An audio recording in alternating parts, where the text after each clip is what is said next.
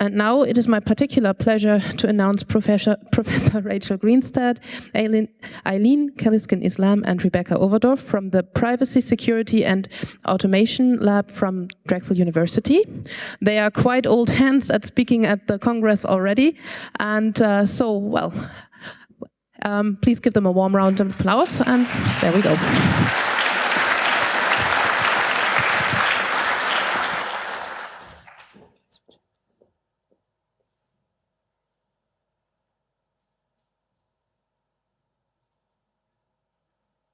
It would be absolutely wonderful if we could get the present there. Thank you. Oh, yes, that's much better. Hello, I'm Rachel Greenstad. I'm a professor at Drexel University, and where I lead the Privacy, Security, and Automation Lab. This is joint work with my students, Eileen Kaliskin-Islam and Becca Overdorf, who will be speaking later. So we're going to talk today about authorship attribution in source code and in social media. So first I'm going to talk about stylometry, which is how we do authorship attribution in my lab usually. So the idea behind it, the theory behind it, is that everybody's writing style and speaking style indeed is unique. Because we all learn language individually on an individual basis, and each of us, even though we might speak the same language, speaks sort of our own individual dialect of it. For example, in English, there are regional differences, whereas some people may say that one piece of furniture is a couch, whereas other people might say it's a sofa.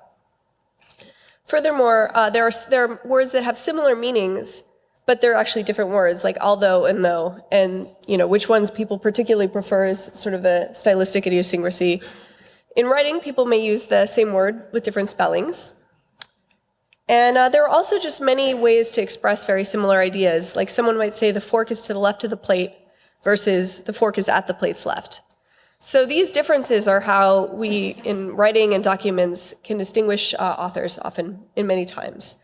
And that's a lot of the work that we do in my lab, which is the Privacy, Security, and Automation Lab.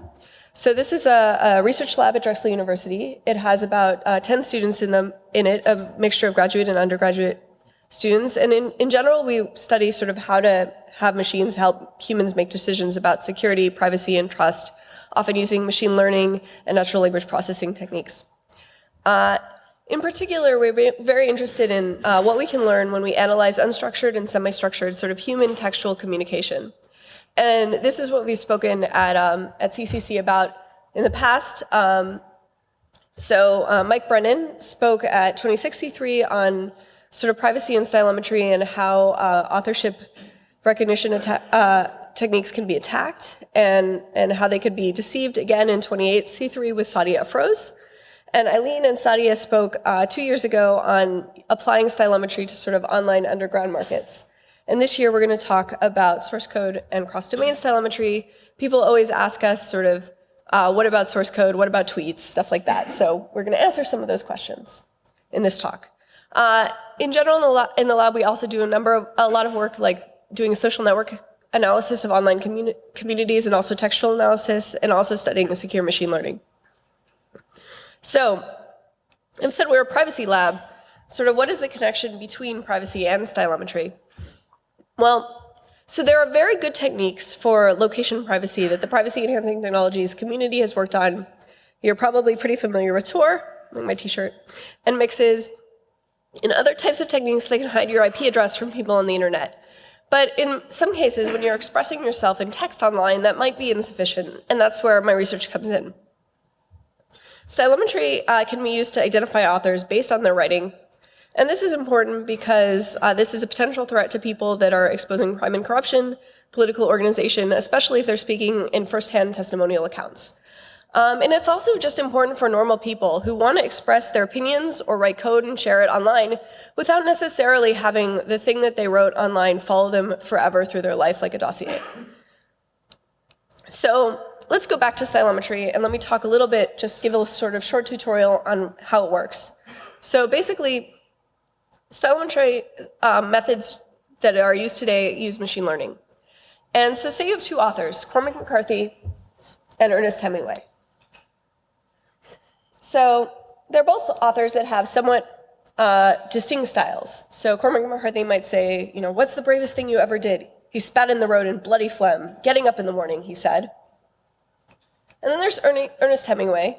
He no longer dreamed of storms, nor of women, nor of great occurrences, nor of great fish, nor fights, nor contests of strength, nor of his wife. So the question is, how can you tell the difference between these people? So we can't just feed the text straight in. We have to extract features from it.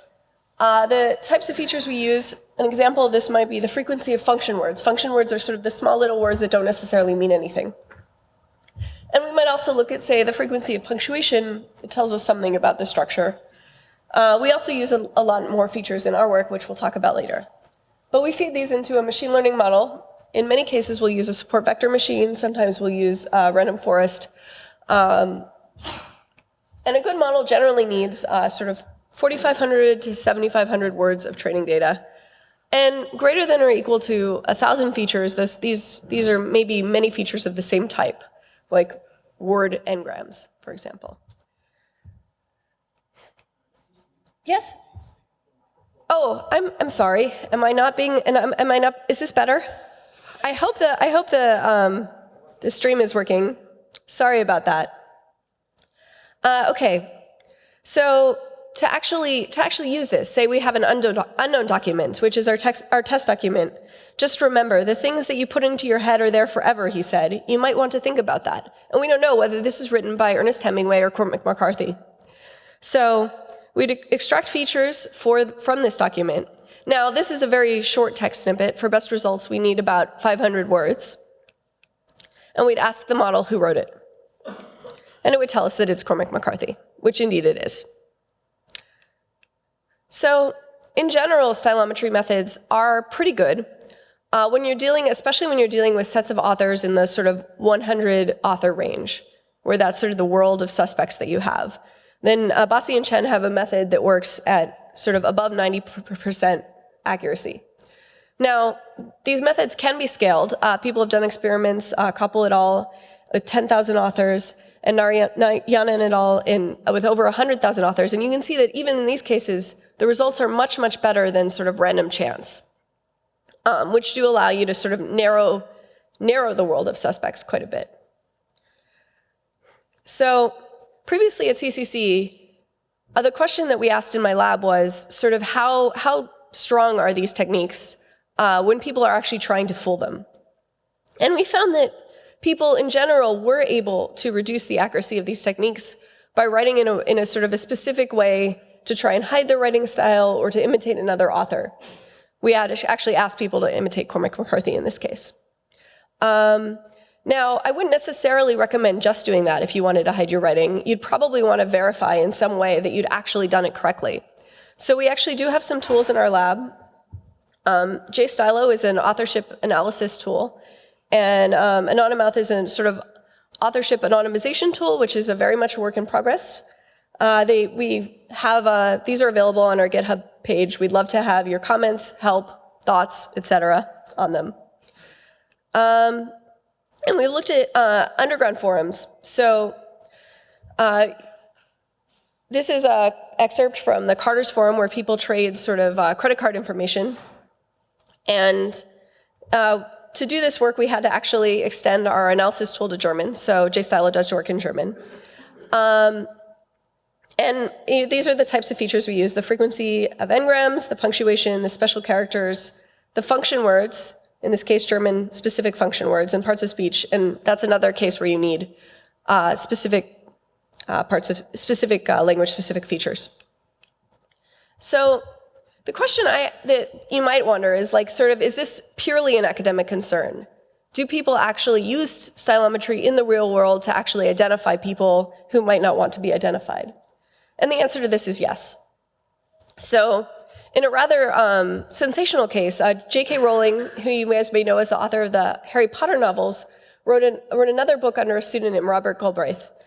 And Yale & Associates is a stylometry firm, and they actually did some work using tools that are part of our analysis engine, actually, as well, on the request of a reporter who'd received an anonymous tip over Twitter. After their linguistic analysis, he felt confident enough to run with this story, and indeed did expose J.K. Rowling as the author of this book. And our doppelganger finder code, which we designed to give the sort of the probability of two accounts are the same person, is actually used by the FBI. We pointed them at our GitHub, and we don't know exactly what they use it for exactly, but they did tell us that they found it useful. And there are many expert witnesses that use this in forensic proceedings, legal proceedings throughout the world. I know the most about US law, where forensic linguistic evidence is covered under the Van Wyck opinion, which speaks to sort of how it can be used and how it can be considered. So, okay, so this is all the stuff that we've done and gives you some context. So hopefully you have an idea a little bit about stylometry and what how it works. But we're going to talk today about sort of two particularly kind of interesting and difficult cases.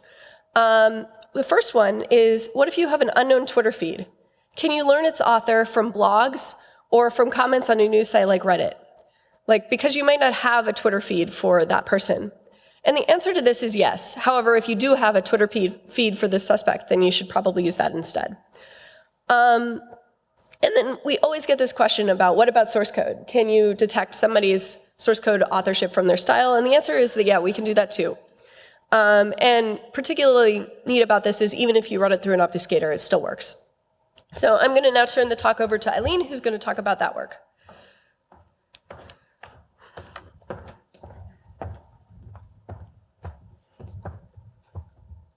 Hi everyone, I'm Eileen. So now we'll be looking at code stylometry, and here we are trying to find out who wrote this piece of anonymous code by looking at their coding style. And there are two common scenarios we can think of when source code authorship attribution comes to mind. The first one is, let's say that Alice's computer got infected and she has a piece of source code left from the malware. And Bob has a collection of malware with known authors. So Bob can look at his collection of malware to identify who Alice's adversary was. And in the second scenario, this applies to plagiarism.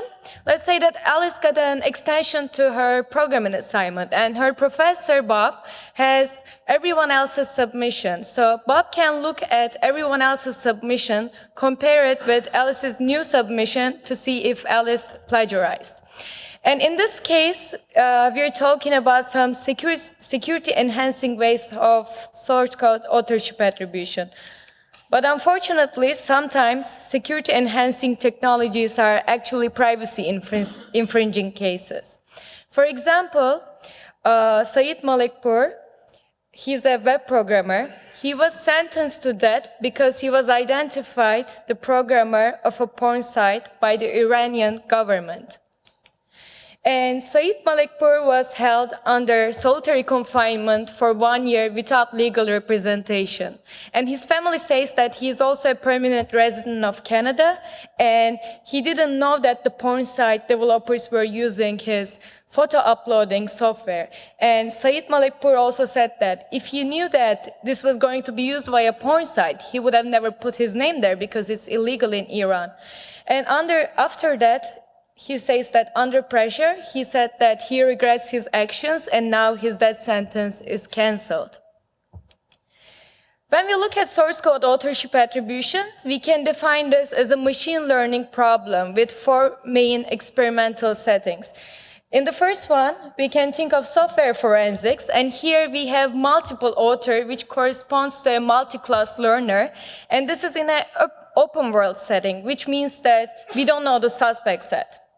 In the regular case of authorship attribution, which we can also call stylometric plagiarism detection, we have the multi-class case with multiple authors, and we know the suspect set here. So it's a closed world machine learning problem. And we can also apply source code stylometry to copyright investigation, where we have 2 parties in the dispute. So it's a 2-class problem, and it's a closed world problem because we know both of the sides in the dispute. And in authorship verification, we would like to answer, is this person who claims to have written this piece of source code, did they really write it, or did someone else write it? And this is kind of a 2-class, 1-class formulation, which we will look into detail later. And this is an open class problem because this was either written by the claimed person or it was written by someone that we have no idea about. And here's a table of summary of our main results. You can see that with the 250 class authors task, we get 95% accuracy in identifying them. And this is a very high accuracy compared to previous work. And this indicates that we introduced a new principled method with a robust and syntactic feature set for performing source code stylometry, which has not been done before in this scale and in this way. In order to understand coding style, we have to look at programming features or programming style features. And for that, first of all, we have a piece of source code and we look at some lexical features like variable names and the use of C++ keywords. Then we look at layout features like the spaces, the tabs, and we extract those from source code. After that, we pre-process the source code to obtain its abstract syntax tree, which reveals structural features. So it's the grammar of the code. And for that, we use the fuzzy abstract syntax tree parser that was provided by our collaborator, Fabian Yamaguchi, who presented yesterday. And since it's a fuzzy parser, it can even handle incomplete pieces of code. And once we have the abstract syntax tree, we extract syntactic features such as the node depths or the abstract syntax tree node types or node type frequency, inverse document frequency. And we saw a recurring subset of features coming up in many of our data sets with hundreds of authors and thousands of programming files. And for example, we see here that most of these in this list are syntactic. And these features are the most important features because they have the highest information gain. And the syntactic features are mostly the node depth in the abstract syntax tree node term frequency or TF-IDF. And also we see some lexical features like C++ keyword type def and some layout features such as the number of tabs that were used. And this slide illustrates our general method in many different experimental settings. In order to do experiments, first of all, we need a data set. So we went ahead and scraped the submissions of contestants from Google Code Jam. Google Code Jam is an international annual programming competition, and since 2008, Google has been publishing their correct submissions online. So we went ahead and scraped all the correct C++ submissions from 2008 until 2014, and we ended up with a data set with more than 100,000 users. And once we have the source code, we pre-process it with the fuzzy AST parser yarn, and then we extract lexical, syntactic, and layout features. And as a classifier, we use a random forest to avoid overfitting with 300 trees. And these trees, by majority voting, do the final classification depending on our task.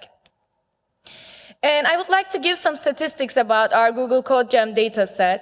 We saw that in the 2014 dataset, which we used as our main one, because it was the largest one in C++, the average lines of code was 70 per solution. And in this programming contest, everyone is implementing the same problem or the same functionality at the same time and in a limited time. And whenever we are performing a machine learning task, we always train on the same problems that people answered to. And then when we are testing, we choose a problem that was not in the training set. So it makes it a further more difficult machine learning problem because the question was not seen in the training set before. And here on the right pie chart, we see that C++ was the most common language, and that was also true for other years. Now I will go about some scenarios where we can apply source code authorship attribution. And in the first one, I'll give examples as I'm talking about the scenarios. I would like to explain the first one, which is regular authorship attribution, by giving the Satoshi example. Everyone is trying to find out who Satoshi is, and we have Satoshi's source code as well. So from the initial contributions or commits on Git from the Bitcoin repository. We have his code, but we don't know who this anonymous programmer actually is. So we can train our data with a suspect set, and after that we can test on this initial Bitcoin code to see who Satoshi is. And for this experimental setup, we took 250 authors, trained on their files, and we had 2,250 anonymous programming files. And when we trained and tested, we got 95% accuracy in correctly identifying these more than 2,000 files. And if we only had a suspect set for Satoshi that we could train on, and we would have if you had a suspect set for Satoshi, this would be the training part. And then we will use the Bitcoin code, like the initial Bitcoin code for testing, and we might be able to predict who the Git contributor Satoshi might be. Not that we are trying to do this, but this is just an example. In the second case, we will talk about obfuscation. There are several reasons people try to obfuscate their code to make it unrecognizable. First of all, you might have plagiarized and you might be trying to hide that you copied someone else's work, or you might have a malware and you might be trying to make it unrecognizable so that it won't be detected. Or in other cases, you might just be trying to stay anonymous and hide your coding style. But we saw that our authorship attribution technique is not affected by common off-the-shelf commercial obfuscators. I'll give an example with the obfuscator that we used, which is you can buy it I think for $400. It's called Stunix. We are not related to it. We just use it because it was the cheapest commercial one and a widely used one. Here in this example, we will see how C++ code is obfuscated. We see some variable names. They are being hashed. And all the spaces and comments are being stripped. If there are any numbers, they are going to be replaced with a combination of hexadecimal, binary, and decimal numbers. And also, if there are any characters, they are going to be replaced with hexadecimal escapes. And you can choose different settings for your hashing or your combinations. And we see that everything is refactored, but the functionality or the structure of the program remains the same. And as long as the structure is the same, our features are not affected by this obfuscation. As a result, we saw that when we tried to do authorship attribution on obfuscated code versus original code with 25 authors, we got 97% accuracy in both of them. So our code is our method is impervious to such common off-the-shelf obfuscators. But this is only for this obfuscator, which is not changing structure or functionality. Another case is copyright investigation. I would like to give a copyleft example here. Copyleft software is free, but it still has a license. So you can modify it, you can use it, but you have to make sure that you still include the copyleft license that it came with. And in this example, we would like to see that this programmer take a copyleft code and then make it copyright. There was a very famous case in North California a few years ago. It was with Jacobson versus Katzer. And Jacobson had Java Model Railroad interface code that he put an artistic license on. And the artistic license is less restrictive than the copyleft license. And after that, Katzer, who is also interested in railroad models, and he is working for Railroad Hobbyists as a software developer, he took this code and then he put a copyright on it and he started distributing this commercially. And also he filed a patent using Jacobson's code. And after that, this was on court, and some people claim that since this is just artistic license, he can do whatever he wants with it because it's free code, but that was not the case. Even if it's an artistic license, you still have to make sure that when you modify it, it still has an artistic license and everyone else can use it the same way the first person intended it to be used. And this can be experimented in a two-class machine learning problem. In the first class, we will have the copyleft code from Jacobson, and in the second class, we will have the copyright code, and we will compare them to each other to see if any code was taken from the other one. And in this case, we had 20 pairs of authors, which means that we had 40 authors, each with 9 files. And we tried to identify their files correctly, and we had 99% accuracy in identifying these. In the fourth case, we will look at author verification. Here, we are trying to find out if this person who claims to have written this code, is he the real programmer or was it written by someone else? And this is a 2-class problem, but it's not exactly 2-class because the first class is only Mallory. Mallory claims to have written the test code M, and we train on Mallory as the first class. We also train on a second class that's a combination of several other authors. And all these are the same problem solutions, or like each one corresponds to the same problem from different authors. And once we train on these 2 classes, here we have the code that Mallory claims to have written, and we have code from a bunch of other random authors. And in this task, we reach 93% accuracy in 80 different experimental setups. So that means that hundreds of different users with thousands of different files. We also wanted to see if programming style is consistent throughout years, because if yes, when we are constructing our data sets, we can mix and match from different years. And we found the contestants that were both in 2012 and 2014. And here is an example, and this is a random example of their code. The same person in 2012 and 2014, the layout features look extremely similar. The structure is very similar, the for comes at the same depth, and we see the lexical features such as the variable name TT is very similar, except that in 2014 they decided to capitalize the TT. And as a result, we were able to identify 25 authors that were both in 2012 and 2014 with 88% accuracy.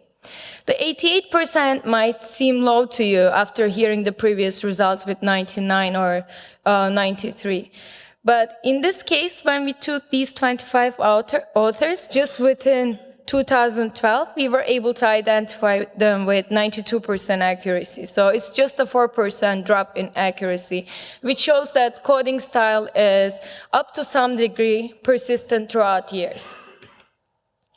We also wanted to gain some insights about coding style, so we wanted to see how people implement difficult versus easier functionality. And we took a set of 62 authors that were able to answer 14 questions. We took the 7 easy problems and seven more difficult problems, and we saw that these authors' programming style was more unique when they were implementing harder functionality. As we can see with the 5% increase in accuracy, we were able to identify them with 95% accuracy. We also wanted to see the differences between advanced programmer versus a programmer that has a smaller skill set and how this is reflected to their coding style. And we saw that advanced programmers had a lot more unique coding style compared to coders that had a smaller skill set. And the difference here is 15%. And this shows a large and very significant difference in coding style. In the future, source code authorship applications, source code authorship attribution can be applied to many different areas. For example, we can use this to find the programmers or the coders of malicious code. We can look at open source repositories and then find the anonymous people who are contributing malicious code and try to identify them by comparing them to other Git contributors. Or we can identify the styles of coders who have a vulnerable style by looking at the bug numbers they have on Git. Or another thing is companies might use this. For example, let's say they're interested in a particular coding style, they can train on it, and after that they can search for that on Git to recruit employees directly from Git.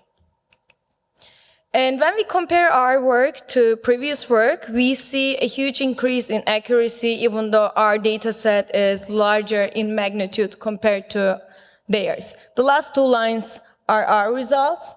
with the 95% accuracy and 250 authors.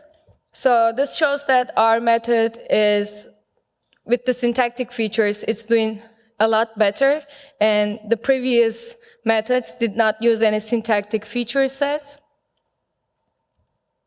I would also like to thank our collaborators, Dr. Harang from United States Army Research Laboratory, Dr. Claire Voss from United States Army Research Laboratory, Andrew Liu from University of Maryland, Dr. Arvind Narayanan from Princeton University, and also Fabian Yamaguchi from University of Göttingen. And I talked about a particular domain, which was source code. Now Becca is going to talk about other domains and cross-domain stylometry.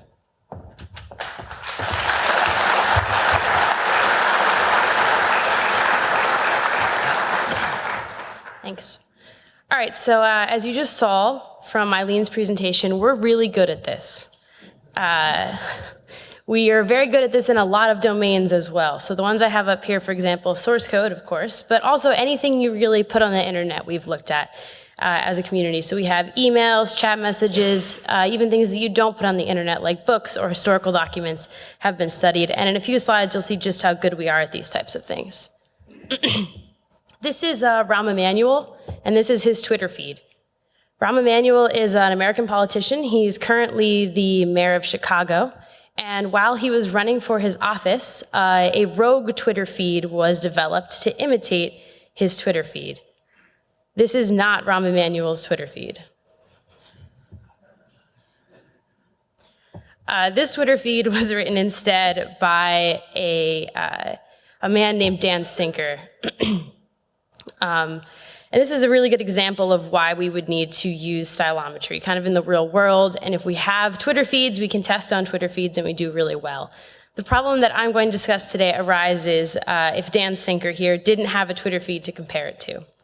So he is a writer, so he has a lot of writing. So if he didn't have a Twitter feed, what we could hopefully do instead was take a number of suspect authors. And during the campaign, he was actually named possibly as one of the suspects. So we would have some data on a list of suspects, and if they weren't all Twitter feeds, if some of them were blog posts or articles that they'd written, hopefully we'd still be able to identify the author of the rogue Twitter feed. So my main problem here is domain adaptation and stylometry. We're given sample text in some domain, and we're trying to identify the author of some other document, which is in a distinct domain. The features that we use for this analysis, some of them are up here. First is bag of words. Bag of words is really popular, not just in stylometry, but in natural language processing in general. These are, for example, how many times you use the word the, how many times you use the word computer, etc. Another popular one in stylometry and natural language processing are character or word n-grams, and there's an example of character bigrams underneath. Another specific feature is function words or stop words. So these are non-content words, basically words that don't mean anything, for, to, the. And part of speech tags and part of speech n-grams are also important and not context specific. It's also popular to combine a bunch of features into one, what we call a feature set. Here's a popular one that works well within a bunch of domains, known as right prints. You can see it's broken up into lexical, syntactic, content, and on the bottom of the screen should be misspellings as well, but you can add other features. But that got cut off. When we're looking at domain adaptation specifically, and we're talking about different domains and types of places where people are writing things, it's important to look at non-content features, because if you're writing in different places, you're probably writing about different things. So the ones on the screen here are some examples of those. The one that's been studied most extensively in this context are function words. So these are stop words. You can see the accuracies are pretty good with these words. The first example up there with 81% accuracy had 8 people write different texts in different genres. So they were asked, for example, to recreate the story of Little Red Riding Hood and then asked to write an essay on something else and compared. This isn't exactly domain in the way that we're discussing it today. That's more genre or topic. Similarly, books were analyzed in the second grouping up here, and were divided by genre and topic as well. And all function words were used. So I said we're really good at this. We are.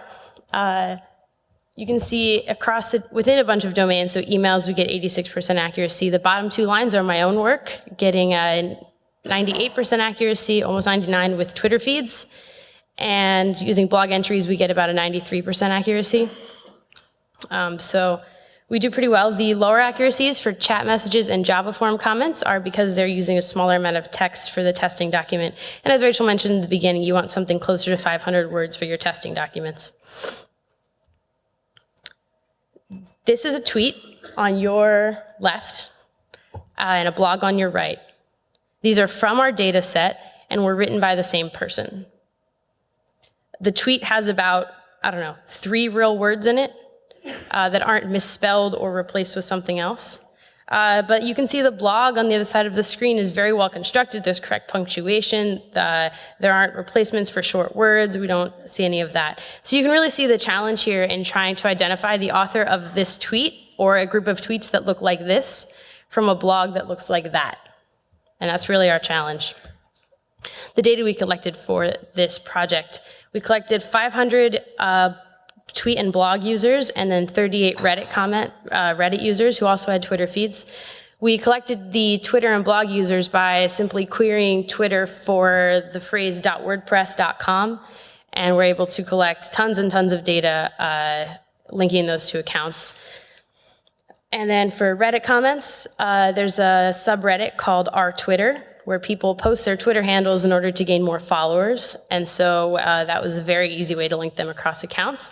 However, they didn't have as much data in there, so we were only able to get about 38 users for that data set. But it works well to confirm that our methods are working across different domains and not simply for blogs. Possible solutions for this work.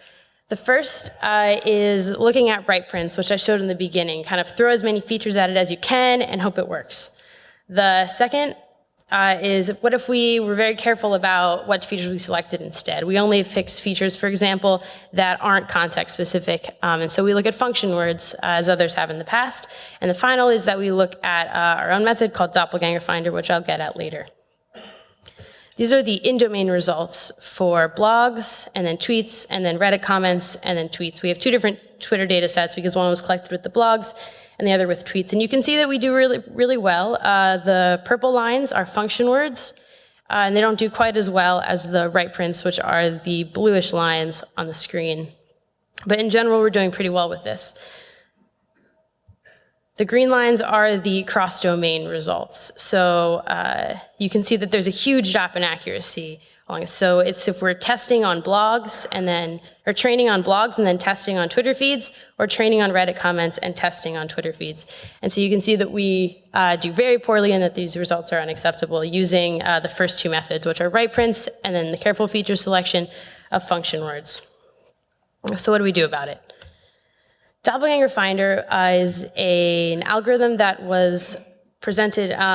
It was created to link user accounts across cybercriminal forums. And this kind of naturally seems like it would work for our problem, because really what we're trying to do is link accounts across the web. This method works by calculating the probability that each author wrote another author's documents. And then for each pair of authors, it combines these probabilities, and every probability above a certain inputted threshold is considered to be the same person, and below it is considered to be different people. For example, we have some author A, and we find the probability that author A wrote author E's documents and that author E wrote author A's documents, and we do this for all of them. And then whichever probabilities are above a certain threshold, we say that they're the same author, and if they're below, we say they're distinct. This code can be found on GitHub at the bottom of the screen. It also appears at the end of the presentation if you miss it. We are actually able to augment this Doppelganger Finder algorithm to work better in the domain adaptation case. As while here we had to compare A to E, F, G, all of them. Over here we don't have to compare A to B, C, and D because they're all in the same, let's say, Twitter. If they're all on Twitter, they're all tweets, so we know they're not written by the same people, they're distinct. We get a little bit of an advantage here on the algorithm, and also we don't have to use a threshold, which is definitely a huge advantage. We just take the highest of all the probabilities because we know that they're somehow linked. If you're in the open world case, and the open world case is one where you don't know the suspect set, so you say that I'm not sure if it's one of these people, or you're not sure that there's a perfect one-to-one pairing between the two, then you'd have to threshold it, and you have that same issue again. Here are the cross-domain results for the blog and Twitter data set. The green lines at the bottom were the green bars on the slide, on the domain adaptation slide. So we do very terribly in cross-domain using those methods. And then the blue lines are the in-domain results, and the bold red line are the doppelganger finder results using our augmented doppelganger finder. So you can see we were able to recover the accuracy to almost as high as some of the in-domain accuracies. And then the limitations of doppelganger finder. First of all, you need a lot of text, even in the training documents, or testing documents. And so maybe more than 500 words even you would need of testing documents to make this really work. Additionally, it's made for a specific case, which is account linking. May not work for more specific cases than this. The next question that naturally arises is, what if I'm trying to identify the author of a Twitter feed, and I have a bunch of blog data, but I have some Twitter data? Do I use the Twitter data? Or what if I'm in one of these limited cases? Should I use the Twitter data, or should I try to use domain adaptation with the blog data? And the answer really is, if you have Twitter data, you should use Twitter data. You can see at the first point there on the screen, that 10%. That is that 10% of the data is Twitter data, and the rest are blogs, and this is just using write prints, support vector machines for machine learning. And you can see that we get a huge jump in accuracy from having no tweets to having some tweets. And so if you have any Twitter data, you can use it. This is mirrored as well in other domain adaptation methods in natural language processing. So open problems left in domain adaptation. The first is looking at other domain adaptation solutions, probably from other natural language processing problems like sentiment classification.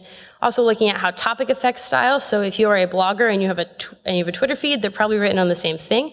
But if you are a Redditor and you have a Twitter feed, they're probably written on different things. And so how does that affect it? Or even if you have a Reddit account and you write in different subreddits on different topics, can we still identify you as well if you're not writing about the same thing? Another thing to look at would be other domains. And finally, is it possible for us to change how a document feels, or how the actual content is, to make it feel more like the other domain? So for example, we had that tweet up there that had barely any words in it. What if we were able to make it look a little more like plain text and make it look like that blog? Is that changing it too much, or would that work? And so that's definitely a huge open question that's not very easy to answer right now. So anonymity is really hard. Trying to make yourself anonymous, even through a lot of these methods, is difficult. And it's really not only about what you're writing, but it's also about how you write it. And so even if you're doing things like monitoring the content of what you write to make sure it can't get traced back to you, or hiding your location through things like Tor, we can probably still identify you through only your writing style. So while stylometry can combat online abuses, it's also a huge anonymity threat. Finally, we're very surprisingly good at de-anonymizing text across many domains and not just within them.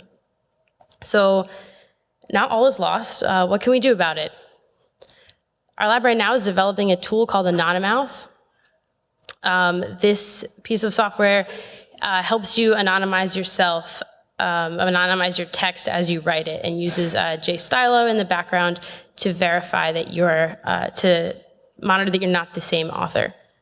This is definitely a work in progress. It could use a lot of work and analysis and feedback. So if anyone's interested in playing with it or contributing to it or helping with it, the Git is at the bottom, and you can contact us with anything else. So thank you all for listening to all three of us.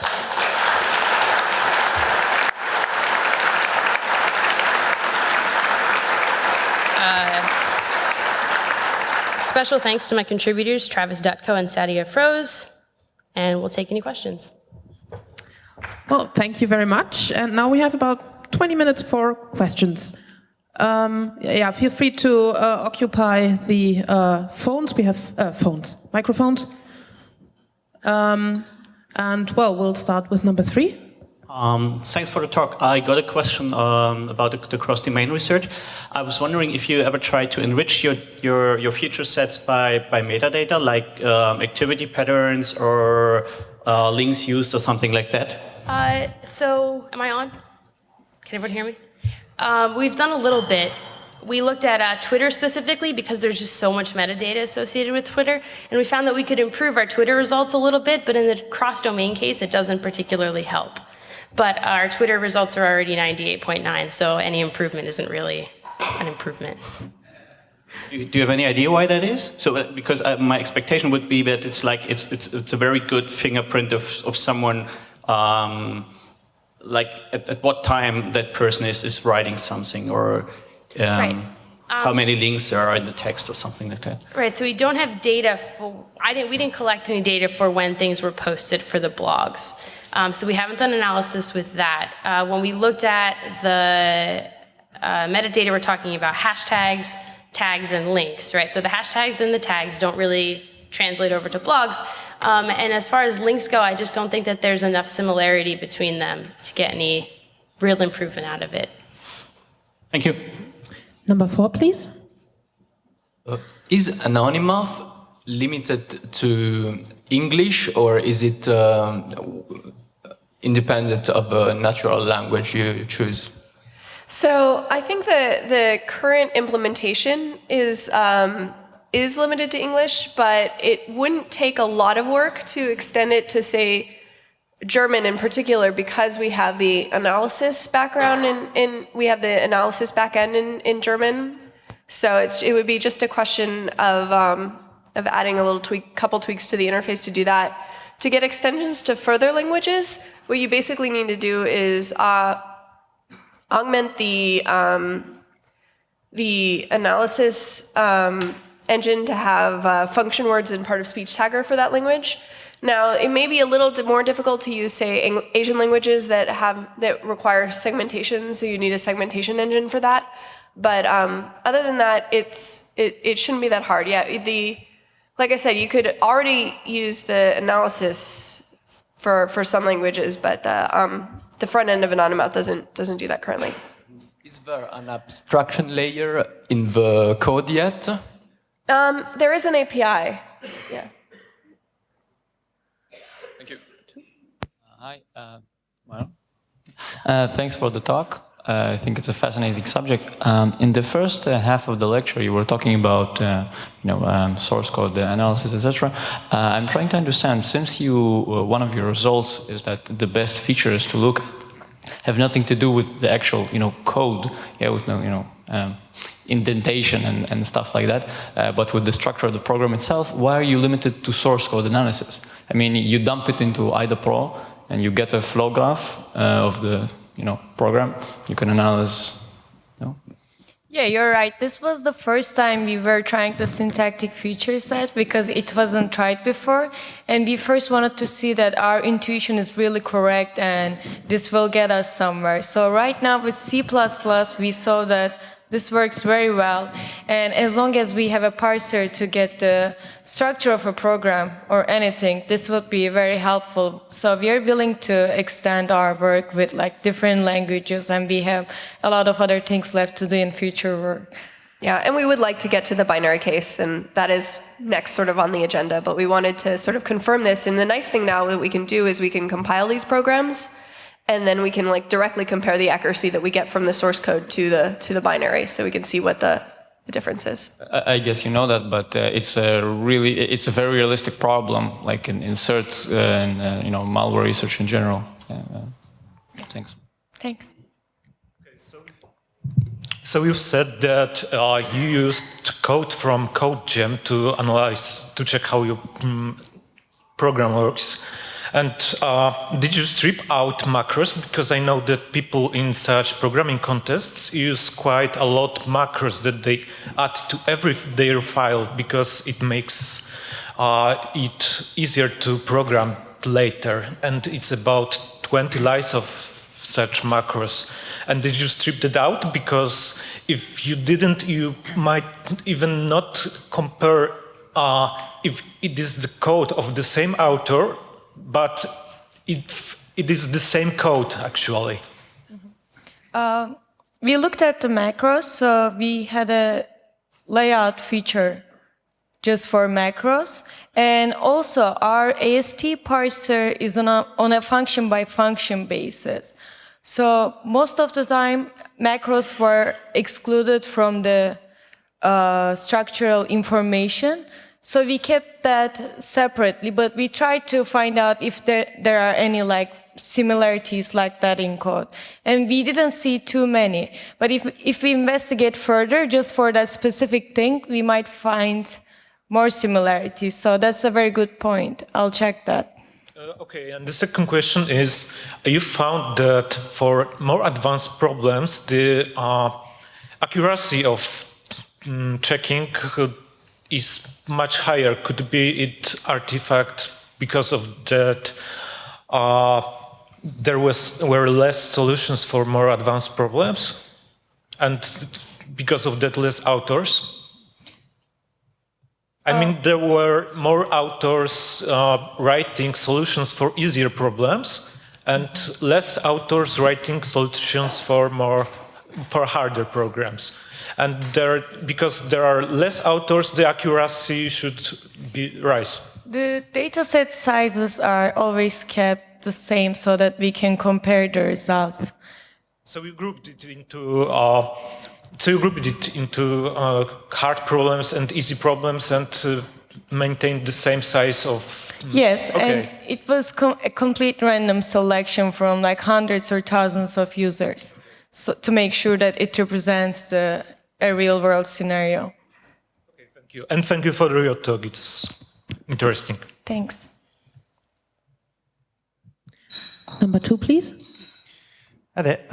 There's a saying lost in translation. Have you tried taking a passage and passing it through Google Translate or some other translating program a few times and seeing if it's recognizable when it comes back as being from the original author, perhaps with some corrections to spelling and grammar? Is it still... Yeah, a few years ago, I had a project on that where we would take the writing, translate it to German, translate it to Japanese, translate it to back, and we would do that with several different translators such as Google, Bing, and Language Viewer, and a few others. And we saw that in most of the cases, depending on the quality of the translator and on that particular language, we were able to identify those people with very good accuracy.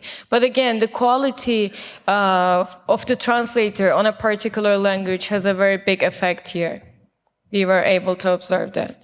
Because, I mean, the longer the path that you translate through, like if you go through 12 different intermediate languages, it's going to almost be unrecognizable at the end. Now, if someone was trying to subvert a system like this, could they just do that, end up with the final product after 10, 20 translations, and then just make simple spelling correction, but simple grammatical phrasing corrections? What sort of length did you test this on? How many translations did you run the passage through before bringing it back to the original language? So ours in total was 3. It was German, Japanese, and back to English, or maybe 2 in the middle. But a recent paper showed that they did many translations, I think up to 20, and the more you did translations, the more unidentifiable the author became, but at the same time, the text lost its semantics, there was not much context or meaning left in the text. One thing that we've experimented with in the Anonymath program is actually what we would do is on a sentence-by-sentence basis, translate it to a whole bunch of different languages and back just one way, but then rank the sentences, the translations that were produced by the ones that had the most anonymity to the least anonymity, and put the ones at the top, and then the person can look at them and find ones that have more anonymity that still are close to the meaning and bring those back in. So that was one thing we experimented with. Okay, thank you. Thanks. Number 4. I was wondering if your work is one way.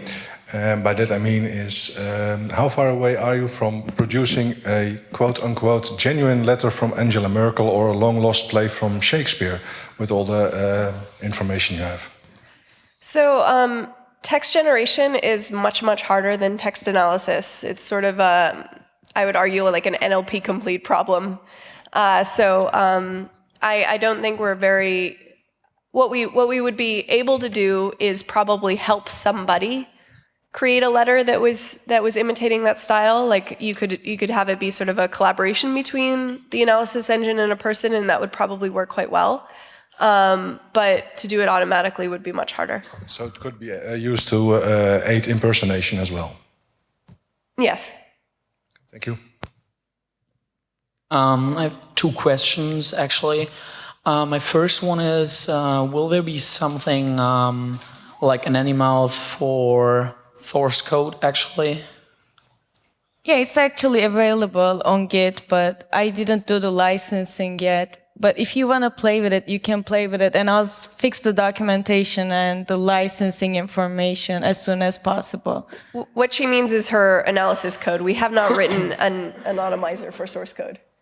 Yeah, we don't have an anonymizer for source code, which can be called an obfuscator, maybe. Yeah. You could edit Anonymouth to probably work okay if you're trying to anonymize source code to some extent. Yeah, but the suggestions would be bad. Yes. Okay. And the second one is when you try to compare different codings, did you also try to compare between different languages? Or did you just always compare the source codes of the same language? We always looked at C++ in this case, because our AST parser was for C++ and C. Yeah, sure. But you think it's possible to find out also similarities between different source codes from different languages? Yeah, since each programming language has a structure and its own grammar, this should be possible as long as you have the parser, so it can be extended to other languages in the same manner. Okay. Yeah. The cross-domain case might be tricky. We'd have to do some experiments. I actually wanted to ask the question that my predecessor just asked, so I just want to say thank you for a great presentation. Thanks. Okay, I have several questions from IRC. Okay. If you might do some of them. Okay, the first one was about the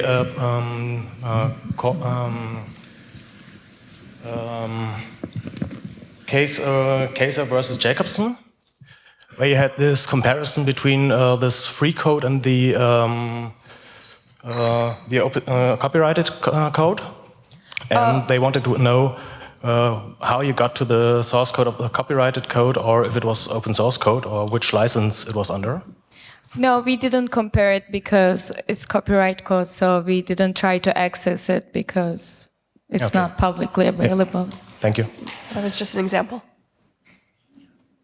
Number 4, please. Okay, first of all, thanks for a very interesting talk, and also thanks for doing work on this Anonymouth solution, because it would be more concerning if it was only being applied to reduce people's privacy, which in some countries can end quite badly. My question is, if people use this tool to make their language less identifiable, can they then be identified as having used that tool with high confidence? Does it leave a signature if you use Anonymouth? And what's the size of the set of people that use it? Because you're only as anonymous as the number of people using that tool if it's identifiable. So I don't know how many people use Anonymouth. Probably not a huge amount, because if you actually try using it, it's kind of difficult. And I don't know if using Anonymouth itself would create a signature. My guess is it probably would, given the way that people tend to anonymize it. The experiment that we did do was looking at the people that we just told to imitate someone else's style or just to try and hide their style without Anonymouth. And we were able to create a classifier that was able to distinguish people that had tried to do that from people who hadn't, without necessarily being able to identify the original author. Okay. It just seems to me that if the stakes were high, the amount of safety that you'd get from using this, it would be difficult to kind of calculate the function of when it's safer to start using this obfuscator, this tool, versus just saying less. It'd be nice to be able to have more analysis so that people can make that decision on an informed basis. I agree that it would be nice. Okay, thank you. Number 1, please. Hi, yes. Many development houses and coding houses use style guides, and they're pretty strict about it. And you'll run things like RubyCop and things like that that'll say remove spaces and use single quotes instead of double quotes. Have you taken that into account? First of all, we thought that people have to implement the functionality in a limited time, so they use the things that they would naturally use, or they would express their style because they are limited in time. On the other hand, if you think that their style has to follow a certain format, that would make everyone more similar. And in that scenario, the machine learning problem will become even more difficult if they are following a certain style guide. But there is no way for us to tell that because we don't have ground truth information from these contestants about how they were implementing the functionality at the time of the competition. What we can say is it really depends on the style guide because we know the features that we use. So like in the obfuscation case, if the style guide really only talks about spacing and layout and variable names and stuff like that and doesn't affect the deeper structure of the code, like the variable depths and things like that, then it wouldn't really be relevant. But if it does affect that, then it would be. So it probably depends on the specific style guide itself. Okay. But we don't have any data to suggest that. Right. It's just like in development houses, you usually do a pull request and someone criticizes all your code and you have to change it to make it look like everyone else's. And so I was wondering if you could pick out of the 3,000 developers here, which one actually wrote that code and that sort of thing. But, yeah. Okay. Hello? Hello? Yeah.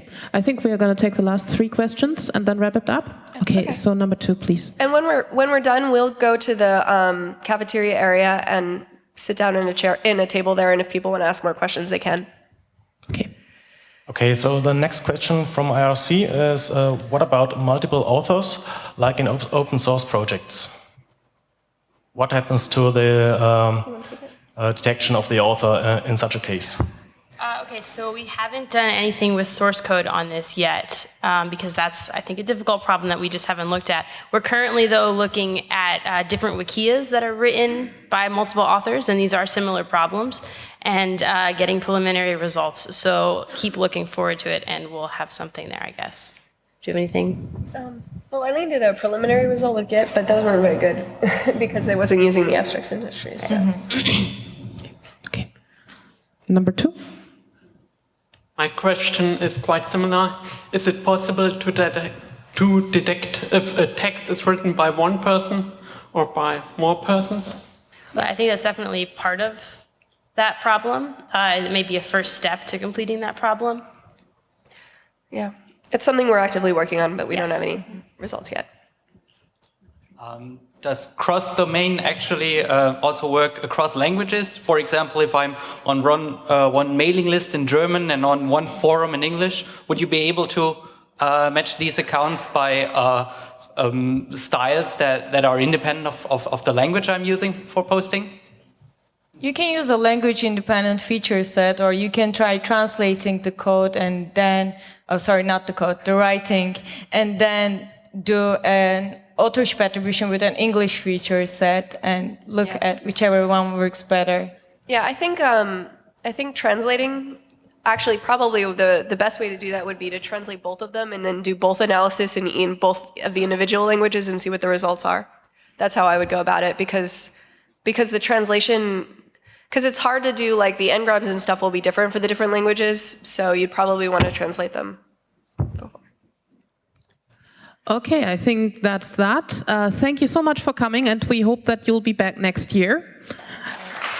It's your applause.